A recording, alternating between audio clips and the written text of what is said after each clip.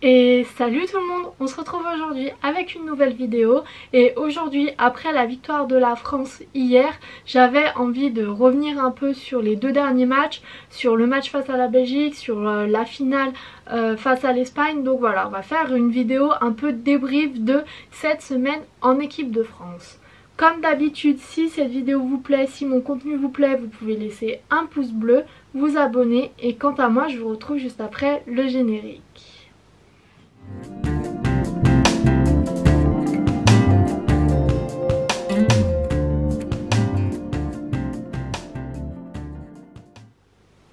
Pour le sommaire de cette vidéo, on va faire un sommaire très classique, très simple.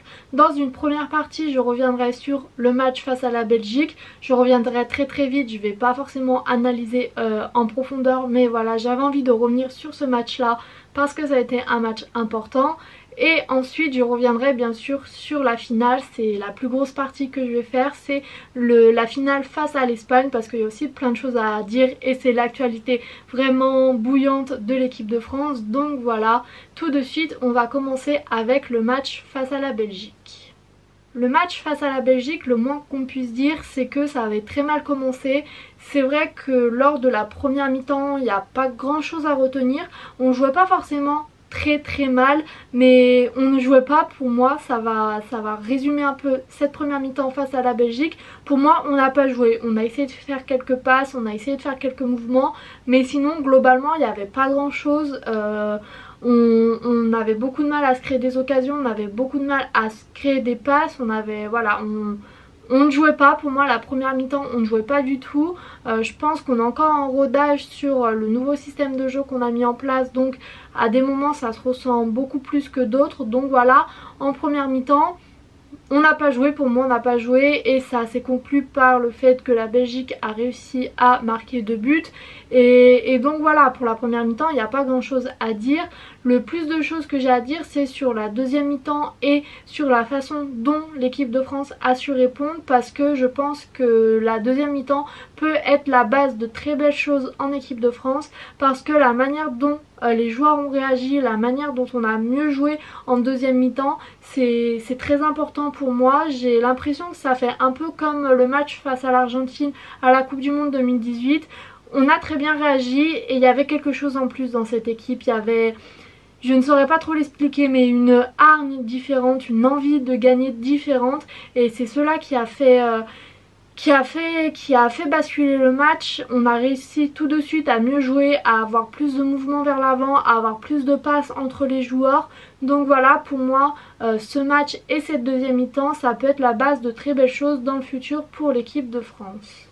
Pour moi, le match face à la Belgique, les joueurs que je retiendrai c'est Mbappé, bien entendu, parce que Mbappé a peut-être beaucoup de défauts, mais il a eu le courage de prendre le penalty, il a eu le courage d'assumer cette responsabilité, et rien que pour ça j'avais envie d'en parler. Il ne fait pas forcément des super bons matchs en ce moment et son comportement peut être un peu pénible et peut être critiquable, mais c'est vrai que sur ce coup là, sur cette action là, prendre le penalty et avoir le courage de marquer, alors que s'il avait raté il aurait entendu parler de cela pendant des semaines et des semaines. Je pense que ça mérite d'être souligné, c'est encore un jeune joueur, donc je trouve qu'avoir pris cette responsabilité c'est très bien et ça montre que Mbappé peut avoir les responsabilités qu'il demande, parce que généralement il répond présent. Ensuite, comme deuxième joueur, j'étais obligée de parler de Benzema qui nous remet dans le match en marquant le premier but, et plus largement au niveau de son attitude depuis qu'il est revenu en équipe de France, je trouve que il est irréprochable sur le terrain, il apporte ce qu'il faut, il marque des buts, tout cela. Donc oui, pour moi Benzema c'est l'homme de ce rassemblement, parce que j'en parlerai plus tard, face à l'Espagne c'était aussi très fort, mais voilà, Benzema j'étais obligée d'en parler.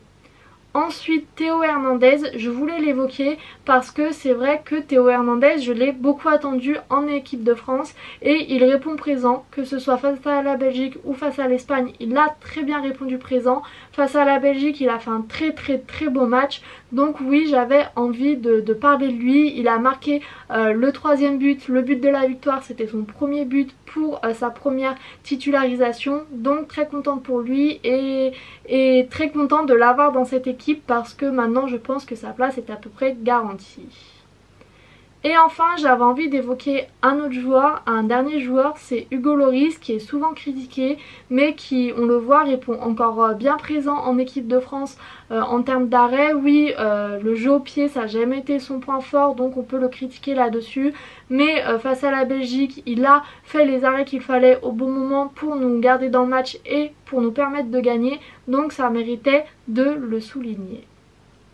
Pour le match face à la Belgique, je vais m'arrêter là et on passe tout de suite à la finale face à l'Espagne.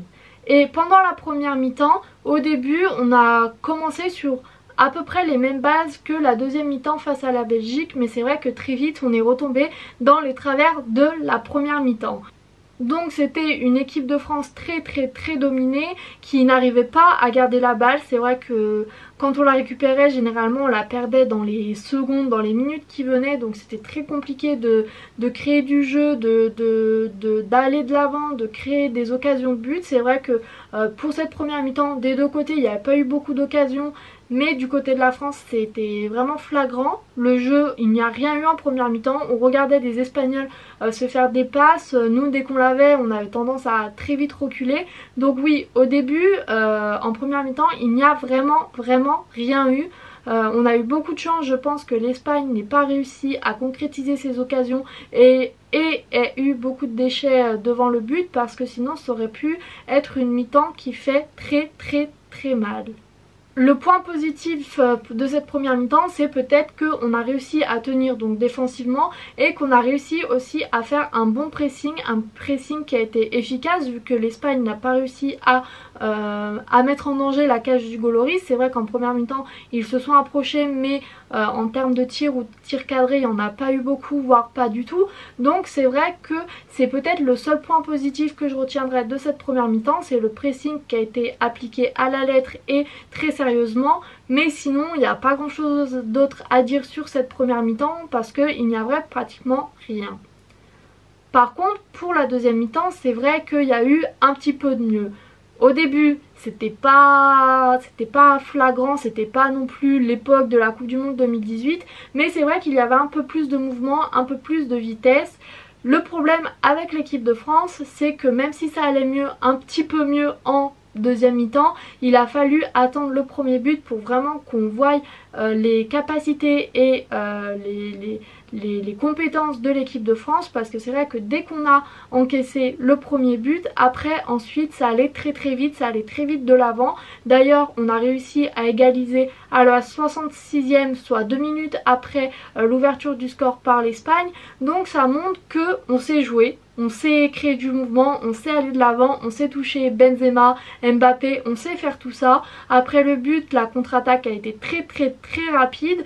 Donc on sait le faire. Le seul point négatif dans cette équipe, c'est que généralement il faut attendre de se faire ouvrir le score pour réagir et non pas agir avant de se prendre un but. Mais c'est positif parce que ça montre que quand on est vraiment sous pression, quand on a besoin de marquer, on sait le faire. Le but de Mbappé, pour moi il y avait hors-jeu, mais la décision a été prise. En tant que Française, je suis contente, ça nous permet de gagner le match, mais c'est pareil, le but d'Mbappé, il y a eu de la vitesse, il y a eu du mouvement, il y a eu tout cela, donc c'était très bien. Donc c'est le seul point positif de ces deux matchs face à l'Espagne et face à la Belgique, c'est qu'au niveau de la réaction, les Bleus sont au point. On sait très bien réagir quand on est mis sous pression. Maintenant, c'est peut-être ce que je reproche à Didier Deschamps, c'est que avant de se faire ouvrir le score, il n'y a pratiquement rien. En première mi-temps, on aurait pu marquer, on aurait pu se mettre à l'abri, mais il n'y avait rien. Est-ce que c'est la faute des joueurs? Est-ce que c'est la faute du coach? J'ai envie de penser que c'est un peu plus la faute du coach parce qu'avec toutes les forces qu'on a et avec tout ce qu'on a fait précédemment, avec les matchs qu'on a vus depuis pas mal de temps maintenant, il faut changer quelque chose dans la motivation des joueurs, dans le système de jeu, je ne sais pas, mais voilà, au moins on a su réagir. Ça nous fait un autre trophée, donc voilà, c'est plutôt positif pour l'équipe de France, mais j'aimerais bien qu'on puisse changer parce que réagir, attendre que l'équipe adverse marque, ça ne marchera pas tout le temps pour gagner des trophées, pour gagner la Coupe du Monde qui arrive dans pas longtemps. Je pense que ça ne marchera pas indéfiniment cette méthode là.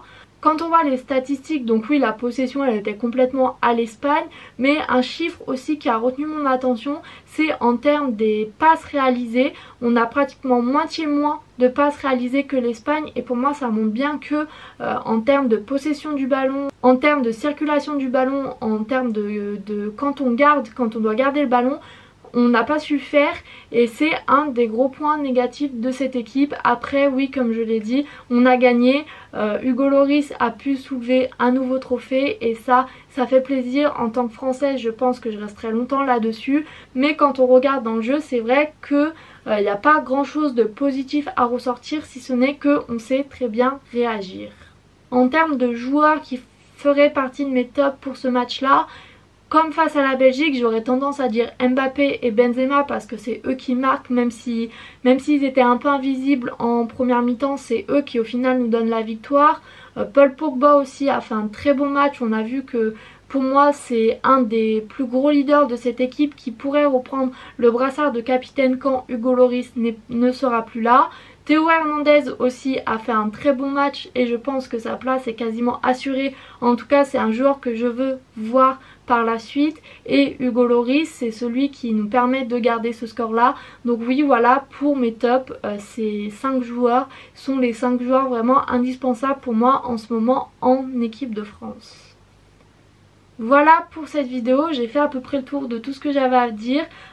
Cette Ligue des Nations n'est pas forcément le trophée le plus incroyable qu'on ait gagné, mais ça fait plaisir. Après l'Euro, ça fait très plaisir. Voir Benzema soulever son premier trophée avec l'équipe de France, ça fait plaisir aussi. Donc c'est que des bonnes vibes autour de cette victoire. Donc voilà, ça va rester un moment dans ma tête et voilà. Pour cette vidéo, j'espère qu'elle vous aura plu. Et quant à moi, je vous dis à bientôt pour une nouvelle vidéo et salut!